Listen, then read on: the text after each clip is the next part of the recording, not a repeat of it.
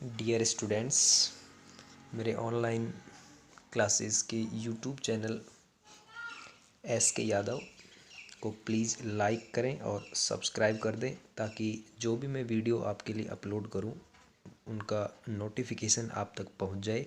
इसलिए please like करना नहीं भूलें और सब्सक्राइब करना नहीं भूलें। जी, हम स्टार्ट कर रहे हैं एक्सरसाइज 1.3 क्लास 10th। ये आपकी एनसीईआरटी बुक के अकॉर्डिंग ये 3 क्वेश्चंस हैं। मैं एक ही क्वेश्चंस यहाँ पे कर रहा हूँ। फर्स्ट क्वेश्चन की बात कर लेते हैं। Prove that 5 root is irrational number. Solution देखिए, कोई भी इर्रेशनल नंबर प्रूव करते हैं तो सबसे पहले हम उसको रेशनल लेट करते हैं। Let us assume that root 5 is a rational number. सबसे पहले स्टूडेंट्स हम इसको क्या करते हैं, हम इसको रेशनल नंबर लेट कर लेते हैं। अब चूँकि रेशनल नंबर की डेफिनेशन क्या होती है, जो नंबर होते हैं वो पी अपॉन क्यू की फॉर्म में होते हैं। तो यहाँ पे हमारे पास जो है रूट 5, इसको हम लिखेंगे पी अपॉन क्यू। तो यहाँ पर मैं ए और बी यूज़ कर रहा हूँ क्योंकि यहाँ पे ए और बी जो आपको न्यूमरेटर और डिनोमिनेटर में जो दिख रहा है ये क्या है यहाँ पर, where A and B are coprime number. Coprime number क्या होते हैं, यहाँ पे मैं इंटीजर न लेकिन इनको क्या ले रहा हूँ, को प्राइम नंबर ले रहा हूँ। इसका मतलब ये होता है स्टूडेंट्स कि को प्राइम का मतलब होता है कि ये नंबर न्यूमरेटर का और डिनोमिनेटर दोनों का जो इसके फैक्टर करें अपन तो वो 1 के अलावा नहीं आए। अगर 1 के अलावा आ गया तो फिर वो को प्राइम नंबर नहीं रहेगा और हमारी जो अजम्पशन है वो भी गलत हो जाएगी। तो इन क्वेश्चनों में लास्ट में इसको गलत ही करना है क्योंकि रेशनल तो प्रूव करना नहीं है। इस नंबर को हमें क्या प्रूव करना है, irrational.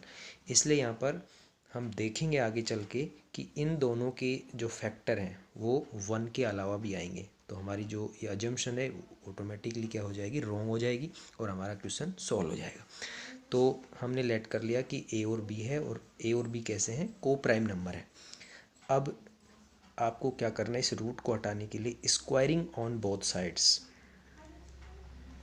Squaring on both sides, दोनों तरफ स्टूडेंट्स अपन इसका स्क्वायर करेंगे। तो रूट 5 का whole square is equal to A upon B का होल स्क्वायर। सोल्व अगर हम करें तो रूट 5 स्क्वायर क्या होता है, 5 is equal to A square upon B square. Upon में हम 1 कर लें तो क्रॉस मल्टीप्लाई होगा तो यहाँ पे क्या हो जाएगा, ये बी स्क्वायर से मल्टीप्लाई करें तो 5 बी स्क्वायर। ए स्क्वायर को अगर हम 1 से मल्टीप्लाई करें तो ए स्क्वायर। अब बी स्क्वायर और 5 दोनों क्या है, मल्टीप्लाई में, तो यहाँ पे 5 क्रॉस मल्टीप्लिकेशन से नीचे आ जाएगा तो ये हो जाएगा B square equal to A square upon 5। ठीक है। अब यहाँ पे जो ये है इसका मतलब ये हुआ कि ये जो ए स्क्वायर है ये 5 से क्या हो गया, डिविजिबल है। तो हम यहाँ लिखेंगे कि A square is divisible by 5, so A is also divisible by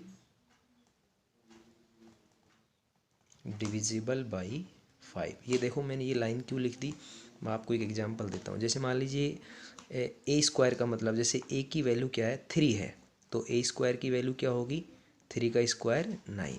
अब लेट कर लें कि मान लीजिए नीचे कोई 3 है तो 9 को अगर हम 3 से डिवाइड करें तो 3 जा 9, इसका मतलब पूरा पूरा डिवाइड हो रहा है। अब यहाँ पे इस ए स्क्वायर का ये 9 लिया, अब स्क्वायर रूट क्या हो गया, 3। अगर हम 3 को भी 3 से करना चाहें तो भी क्या आ रहा है, 1 आ रहा है ना।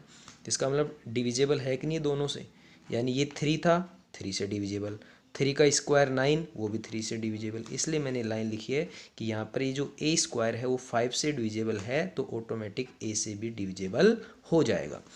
इसी प्रकार अब हमारा एक काम हो गया कि ये वाला जो है ए किससे डिविजिबल हो गया, 5 से, क्योंकि हम यही प्रूव करेंगे यहाँ पे ये किससे डिविजिबल हो गया, 5 से। अब ऐसे ये भी प्रूव करते हैं। तो हम ये लेट कर लेते हैं कि ए जो 5 से डिविजिबल है, इसका मतलब यहाँ पे 5 सी क्या है यहाँ पर, for some integers, some integers, कोई भी नंबर हो सकता है, क्योंकि ये 5 से डिविजिबल है तो ये मल्टीप्लाई में होगा, इसके कोई भी नंबर हो सकता है। अब वापस हम क्या करेंगे यहाँ पे, स्क्वायरिंग ऑन बोथ साइड्स। तो यहाँ पे a का स्क्वायर हो जाएगा और 5c का स्क्वायर, 5 का स्क्वायर क्या होता है 25 और c का स्क्वायर c स्क्वायर, ये हमारे पास रिजल्ट आ गया। अब यहाँ जो ये a स्क्वायर आपको दिख रहा है, ये देखिए यहाँ देखो ऊपर a square is equal to, इधर क्या लिखा हुआ है 5b स्क्वायर, ये वैल्यू हम यहाँ पे पुट करेंगे यहाँ पे। तो a स्क्वायर की वैल्यू क्या है यहाँ पर 5b स्क्वायर, तो यहाँ पे इसकी जगह लिखे हम 5b square is equal to 25c square, ये हमारे पास आ गया। अब तो देखिए 5 इधर है और 25 तो ये डिविजिबल है, तो कट जाएगा तो 5 टाइम कटेगा, तो हमारे पास आया b square is equal to 5c square. ये 5 इसके मल्टीप्लाई में वही इसकी तरह यहाँ ये नीचे आ गया था, यहाँ पे 5 इसके नीचे आ जाएगा, तो ये बनेगा हमारा b square upon 5 is equal to क्या आ गया c स्क्वायर। अब देखिए स्टूडेंट्स, यहाँ पे a स्क्वायर अपॉन 5 आया था, यहाँ पे क्या आ गया b स्क्वायर अपॉन 5। इसका मतलब वही लाइन फिर से लिख देंगे कि b square is divisible by 5, so b is also divisible by 5। ये दोस्तों ये समझ में आ गया होगा आपको, क्यों आ गया होगा, क्योंकि वही सेम चीज़ यहाँ पर है जो मैंने एग्जाम्पल से समझाया था। फिर से यहाँ पे, अब यहाँ पे हमें इसकी लैंग्वेज लिखनी है। पेज चेंज कर रहा हूँ पेज चेंज करने के बाद में ये हमें अब लैंग्वेज लिखनी है। क्या लिखनी है, देख यहाँ पे हमने ये देखा,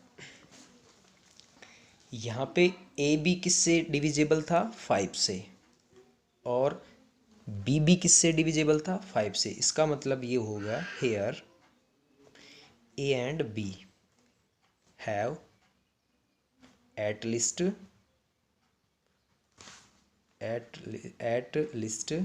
5 as a कॉमन फैक्टर, यानी दोनों का एक तरीके से क्या हो गया, ये कॉमन फैक्टर हो गया, यानी दोनों में डिविजिबल है तो ए का भी और बी का भी, दोनों का क्या हो गया, कॉमन फैक्टर हो गया। ठीक है, but this contradicts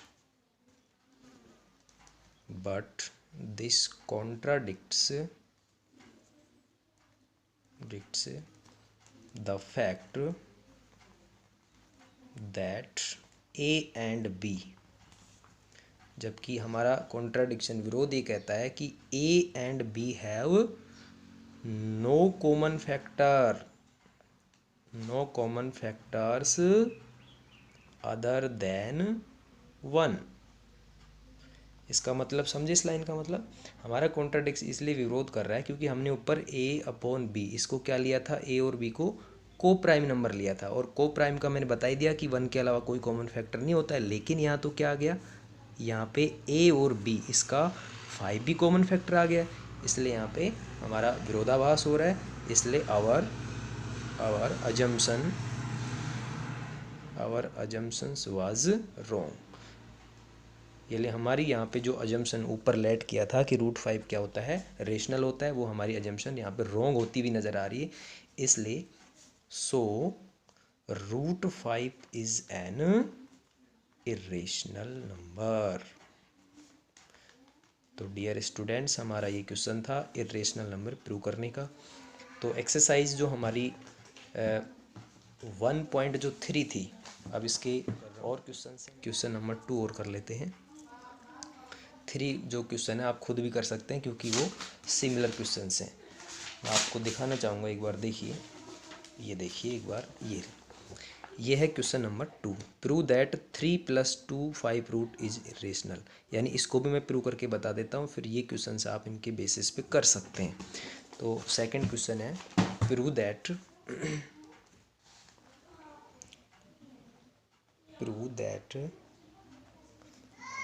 3 + 2 √5 is irrational.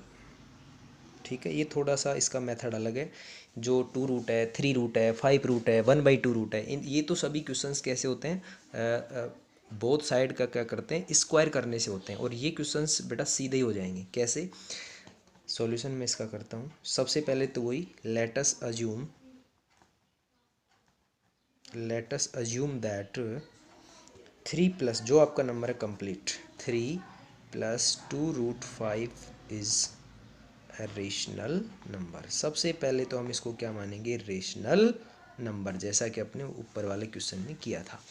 अब यहाँ पे 3 + 2√5 यही तो नंबर था, इसको क्या माना है, रेशनल। तो इसको किसके बराबर करेंगे, a/b के बराबर, where a and b are coprime, यानी यहाँ पर भी ये कैसे नंबर है, कोप्राइम। अब वही है, अब यहाँ स्क्वायर करने की कोई ज़रूरत नहीं है। यहाँ पे देखिए ये है इरेशनल नंबर और ये क्या है, कोई इंटीजर। तो सबसे पहले हम इस इंटीजर को उधर भेजेंगे, ट्रांसपोज करेंगे। तो यहाँ जो रूट वाली संख्या है उसको तो ऐसे कैसे अपन एज इट इज उतार देंगे, = यहाँ पर पहले से ही a/b है। अब ये जो 3 उधर जाएगा तो ये प्लस का था, तो इधर जाएगा तो -3 हो जाएगा। अब इसके नीचे 1 अगर हम लेट कर लें तो हमारा एलसीएम क्या आ गया, b और 1 का एलसीएम क्या होता है, b होता है। तो b1 जा b, तो यहाँ पे a आ गया, -1 को b से करें तो यहाँ पे 3 भी आ गया, = 2√5। ये हमारे पास कंडीशन आ गई। तो सबसे पहले अगर किसी इरेशनल नंबर के साथ में कोई नंबर ऐड हो रहा हो या फिर सब्ट्रैक्ट हो रहा हो तो आपको उसको ट्रांसपोज करना है और उसको एलसीएम लेके सोल्व आउट करना है। फिर अगर इस इरेशनल नंबर के साथ में कोई नंबर मल्टीप्लाई में है या फिर डिवाइड में है तो आपको क्या करना है, क्रॉस मल्टीप्लिकेशन करना है। तो यहाँ पे ये जो 2 है वो मल्टीप्लाई में है, तो ये 2 कहाँ चला जाएगा, नीचे आ जाएगा। तो ओनली हमारा राइट इधर क्या बचा लेफ्ट में, √5 = a - 3b अपॉन, ये b पहले से था और ये 2 आ गया तो क्या बन गया, ये 2b बन गया। ठीक है। अब देखो इसमें कुछ ज़्यादा बस हो गया सवाल, थोड़ा सा लिखना है अब हमें। लैंग्वेज क्या लिखनी है इसमें, हमने देखो here a and b are integer, दोनों कैसे नंबर है, इंटीजर है। कोप्राइम और चाहे कोप्राइम भी इंटीजर तो होता ही है। तो a और b कैसे नंबर थे, इंटीजर। तो ये आपको छोटी क्लास में पढ़ लिया होगा कि ये इंटीजर और 3 और b, 3b भी इंटीजर हो जाएगा क्योंकि b, ये 3 क्या है, इंटीजर, और b क्या माना हुआ है, इंटीजर। इंटीजर को इंटीजर से मल्टीप्लाई करते हैं तो क्या आता है, इंटीजर ही आता है रिजल्ट। और किसी इंटीजर नंबर में इंटीजर नंबर ही सब्ट्रैक्ट किया जाए तो भी क्या आता है, इंटीजर ही आता है। इसका मतलब ये हुआ कि यहाँ पे ये जो a है, यहाँ पे 3b है और नीचे 2b, ये सभी क्या है, आर इंटीजर्स। ये सभी क्या हो जाएंगे, इंटीजर्स हो जाएंगे। अब बात करें इसकी a - 3b अपॉन, इसके राइट साइड वाला देखो ये वाला, a - 3b upon 2b। So a - 3b upon 2b is rational. अब बताओ बेटा, इसको मैं रेशनल क्यों कह रहा हूँ, रेशनल बताइए क्यों कह रहा हूँ, क्योंकि रेशनल नंबर की कंडीशन को फॉलो कर रहा है। रेशनल नंबर क्या होते हैं, p/q फॉर्म। p और q कैसे होते हैं, इंटीजर नंबर होते हैं। तो यहाँ पे a - 3b को मैं पहले क्या कह रहा हूँ, इंटीजर है, और 2b भी क्या है, इंटीजर। तो इंटीजर अपॉन इंटीजर क्या हो गया, रेशनल नंबर हो गया। लेकिन आपने पहले ही प्रूव कर दिया कि √5 क्या है, इरेशनल है। अब हमें इसको लिखना है, लाइन में पेज चेंज कर रहा हूँ, बट √5 इज एन इरेशनल। ये हम पहले ही प्रूव कर चुके हैं। अब देखिए यहाँ पे √5 इसके बराबर है, इसको रेशनल कह रहा हूँ और ये इरेशनल है, तो और दोनों के बीच में क्या लगा हुआ है, इक्वल का साइन। ये तो कॉन्ट्राडिक्शन हो गया, विरोधाभास हो गया। सो वी कंक्लूड दैट, अब पूरा नंबर लिख दो जो आपका नंबर क्या था, 3 + 2√5 इज इरेशनल। ये आपका सेकंड क्वेश्चन हो गया। ठीक है। अब इसी प्रकार से थर्ड आपको करना है। Thank you. और प्लीज़ इसको लाइक और सब्सक्राइब करना नहीं बोले, ताकि नेक्स्ट वीडियो में डालूं तो बेटा आप उस पर ऑटोमेटिक आपके यहाँ पे नोटिफिकेशन आ जाएगा, ताकि आप किसी भी ऐसी वीडियो से वंचित ना रहें। Thank you.